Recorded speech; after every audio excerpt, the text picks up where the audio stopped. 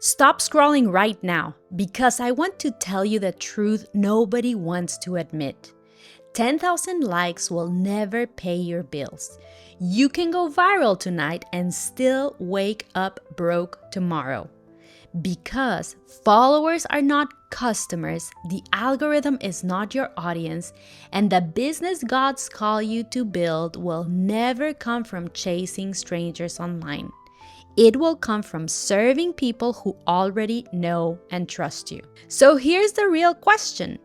Are you going to waste another week trying to impress the internet? Or are you ready to finally turn your community into a digital business that actually works? In the next 25 minutes, I'll show you why 487 real names beat 48,000 followers every time. Why conversion in your community outperforms the algorithm, and how every business I've ever built across 3 continents, including one that now serves hundreds of thousands of women, started with a handful of people who trusted me long before a platform did.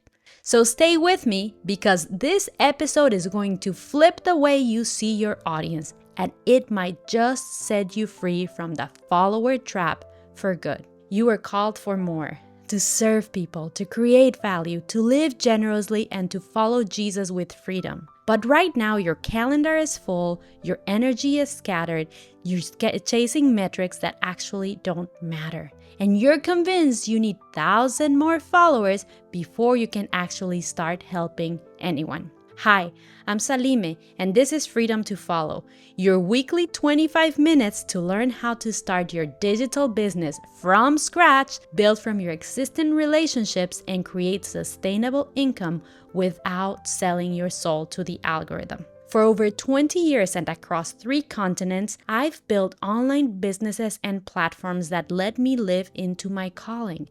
And I've helped hundreds of women do the same with practical, proven step-by-step systems. Every week, over Cafecito, you'll get one clear plan, one small realistic action, and one metric to track so you can stop chasing vanity metrics and start building a digital business that serves real people with real needs. Everything we talk about today is available at www.salime.global, including the ultimate guide to your digital business, today's complete show notes, and if you stay with me till the end, another surprise that will help you build real income from what you already have in your cell phone. So stay with me and let's move from chasing strangers online to serving the people who already trust you, shall we? Let me break down what's actually happening with influencer income, because Mr. Beast and Charli D'Amelio have you thinking everyone with a big following is making millions. They're not. Here's the real math. Instagram. Let's say you have 50,000 followers, which sounds impressive, right? Instagram's average engagement rate is only 1.5 to 3%. That means that out of your 50,000 followers, only about 750 to 1,500 people actually see and interact with any given post. The rest, they're not even seeing your content because of how the algorithm works. Now, out of those 750 to 1,500 people who see your post, maybe 1 to 2% will click a link if you have one. That is 15 to 30 people clicking through. And out of those 15 to 30 people who click, maybe 2 to 3% will actually buy something. That is less than 1 person per post actually purchasing. But you will tell me, what about YouTube? Let's talk about it. To even start making money from ads, you will need 1,000 subscribers and 4,000 watch hours. Once you qualify, YouTube pays roughly $2 to $5 per 1,000 views. Not subscribers, views. So if your video gets 10,000 views, well, you will be making more or less $20 to $50. Not per subscriber, per 1,000 people who watch till the end. To make $1,000 a month from YouTube ads alone, you will need roughly 200,000 to 500,000 views per month. consistently every single day. Let's talk about sponsored posts. Well, companies typically pay $10 per 1,000 followers for a sponsored Instagram post. So that 50,000 account that we talked about, one sponsored post might pay you $500. But here's the catch. You have to constantly perform well to keep getting those sponsors, and most influencers struggle to book even one sponsorship per month consistently. Now, compare this to warm relationships. When you reach out to someone who actually knows you, someone from your church, your neighborhood, your workplace, and offer them something helpful, 10 to 30% of those people will say yes and buy. Not 1 to 2%, 10 to 30%. Here's what it looks like in real numbers. You text 10 people you know about a $50 service you're offering. 3 of them say yes. That's a 30% conversion rate. You just made $150 from 10 conversations. To make that same $150 from Instagram, you would need roughly 15,000 to 50,000 followers seeing your content. Perfectly optimized posts. Multiple posts driving to the same offer. Weeks or months of consistent effort. What is the difference? The difference is trust. Strangers on Instagram do not know you. They're scrolling fast, distracted, comparing you to everybody else. But your friend Sarah from church, she watched you organize 3 church events flawlessly. When you offer an organization service, she already knows you're good at it.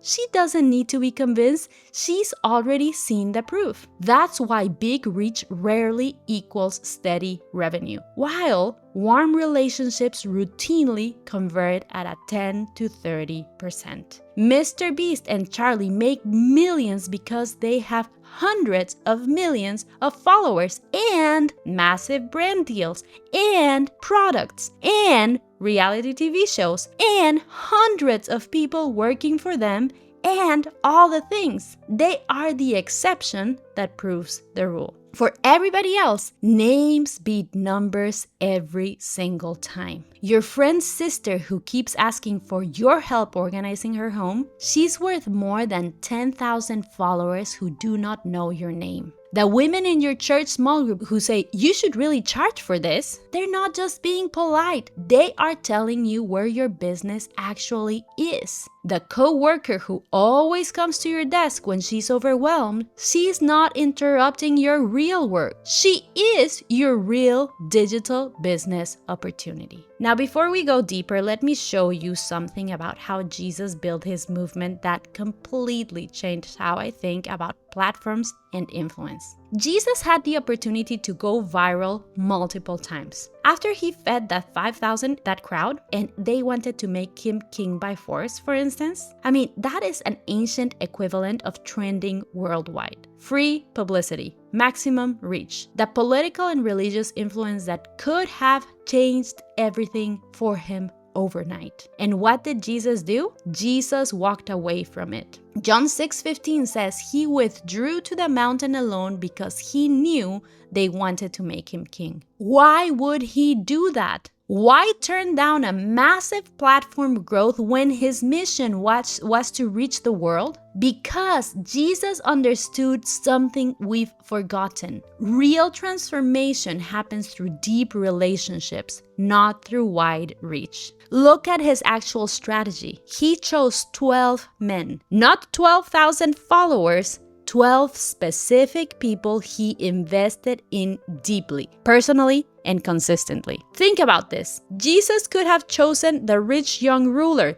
That guy had money, influence, connections. He was the ancient world's verified account influencer. One endorsement from him would have reached thousands. But Jesus lets him walk away. And instead, he kept investing in a ragtag group that included a tax collector everybody hated, a political zealot, a bunch of smelly fishermen, and even eventually a traitor. From a platform building perspective, this makes zero sense. But from a movement building perspective, it is genius. After 3 years of ministry, after healings and miracles and teaching that literally changed history, when Jesus was arrested, all the crowds vanished. His follower count dropped basically to zero. But for those few who stays, Acts 1:15 tells us that about 120 believers gathered in the upper room after Jesus ascended. That's the real platform that launched global Christianity. Not 120,000,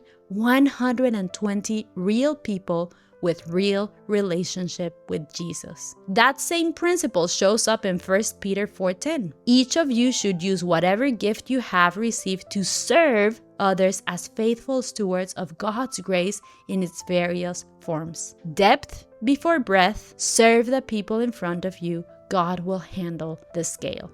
Maybe we should stop measuring our readiness to serve by Instagram's metrics. Now, let me get real about why you're killing yourself for likes and follows. If you're honest, really honest, that algorithm chase isn't about really growing a business. It's about finally being seen, finally being validated, finally having proof that you matter, that you are smart enough, that you belong, that you're worth listening to. Every like is a tiny hit of "you're enough." Every follower is a small voice saying you are valuable. Every comment feels like you're worth paying attention to. Social media platforms have engineered their apps to create variable reward patterns. That same psychological mechanism that makes slot machines work. You post, you wait, you get that dopamine hit when you see engagement, and then you need to post again to feel that again. It's like a drug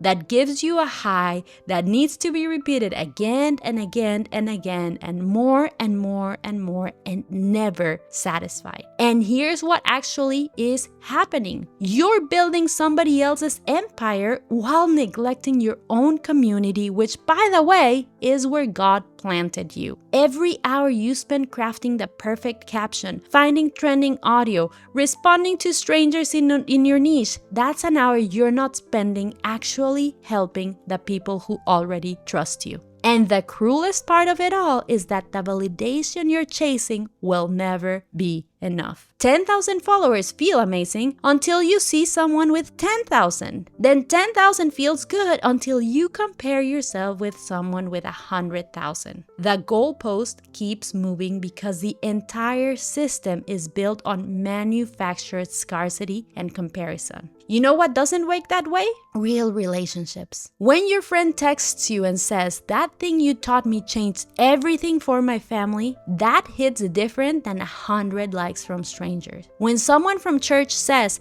"I've been telling everyone about what you do because it's exactly what my sister needs," that matters more than any viral reel ever could. Here's the distinction. Likes are applause. Revenue is appointment keeping. One grows your ego, the other grows your business. Likes and followers are vanity metrics. They inflate your ego, period. That's it. Now let me show you exactly how this played out in my own journey. My first digital business. This was back when Facebook was not available to everybody yet. Early 2000s. HTML websites I had no idea how to build. E-commerce meant sending PayPal links or explaining how to transfer money to confused banker tellers, doing international transfers from Latin America to China. There was zero following, zero platform, and I had zero clue what I was doing. I started with one friend of a friend who needed help with his business operations in China. One person, one conversation, one problem I could solve because I was actually living there. That person, that service turned into a referral, and then another, and then a steady stream of clients, all through relationship and word of mouth. That business funded my life and gave me freedom to say yes when God opened unexpected doors. Reformadas, my third digital platform. This is a digital platform that creates free biblical resources for Latinas by Latinas and started as a mommy blog. It is now a full-fledged ministry with over 10 authors, 28 published books, and over 1.8 million downloads. And it has the exact same story. Started with a blog, that my mom, my sister, and a handful of friends read. That's it. Just women asking questions about scripture and theology, and me writing what I had learned from my walk with Jesus and my global church experience. One of those friends shared with someone in her church, and then that woman shared it with her book club, and somebody else sent it to a friend struggling with doubt. And today, it's 10 authors and counting, 28 books, a formal amazing team of 6 serving millions of women. But here's what we've never done. We've never chased social media followers, no matter the cost. We've never made it about likes. We've always made it about serving women in communities that are somehow connected to me or someone in our team. The women who find Reformadas don't discover us because we go viral or we are controversial or we follow social media trends. They find us because someone they trust said, "This helped me and I think it will help you too." Usefulness travels by text faster